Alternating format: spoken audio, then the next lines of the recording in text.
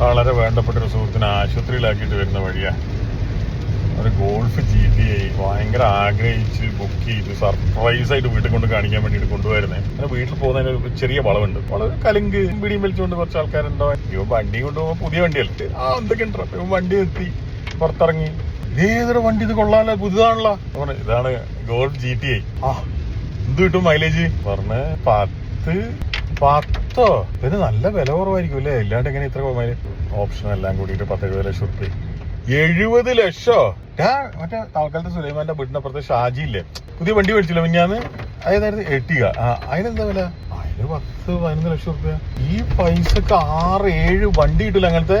അതാണെങ്കിൽ എത്ര വലുതാ, നീളവും കൂടുതല്, വീതി ഇതിനാ കൂടുതലേക്കാ. ആ വീതി എന്തിനാ കൂടുതല്? വീതി കൂടുതലായിട്ടായിട്ട് എന്താ കാര്യം? ഈ റോഡിലേക്ക് കൂടെ വീതിയില്ല വണ്ടിക്ക് പോകാൻ പറ്റും, എവിടെയും പോണ്ടേ? അതുകൊണ്ട് എത്ര സീറ്റ് ആകെ 4 എണ്ണോ? അതിനകത്ത് എത്രയൊക്കെ കയറാ? നീ ഇങ്ങനെ നടന്നോ? ഇത്രയായപ്പോ ഇവനെ സഹായിക്കാൻ വേണ്ടിട്ട് ഇവിടുന്ന് ഊരിക്കൊണ്ടോണല്ലോ. ഇവന്റെ ഫ്രണ്ട് ഉണ്ട് സച്ചിൻ, അച്ഛൻ പറഞ്ഞു അതിന്റെ ടയറിന്റെ വലുപ്പം നോക്ക്. മാത്യു സാറേ നിങ്ങൾ നോക്ക്. മാത്യു സാറ് ഇത്രയും വലിയ ടയറോ ഏട്ടാ, ഇതൊരു സാധാരണ വണ്ടി ഇരട്ടിയില്ല ഇത്, ഇനി എന്ത് വിലയോ ഇത് മാറ്റാൻ.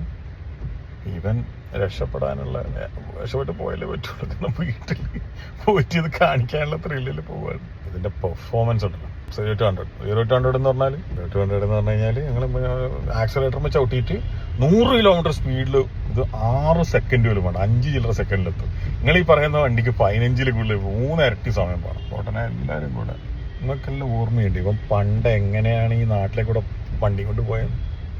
പിന്നെ ഇത്രയും വയസ്സും പ്രായമായിട്ട് തകില് മാറ്റമുണ്ടോ? ആരിക്കാണ് ഇത്രയും സ്പീഡിൽ പോയിട്ട് തിരക്ക്? ഈ വില പോയപ്പോരെ. അവസാന കഴിയുന്നുള്ള നിലയിൽ അവൻ പറഞ്ഞു,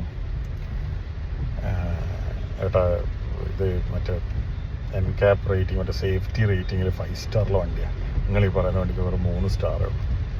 എന്ന് വെച്ചാൽ അല്ല, നമ്മളെ എവിടെയും കൊണ്ട് ഇടിക്കുക എന്തെങ്കിലും പറ്റിക്കഴിഞ്ഞാൽ വണ്ടിക്കൊന്നും കാര്യമായിട്ട് പറ്റൂല, ഭയങ്കര ഉറപ്പാണ്.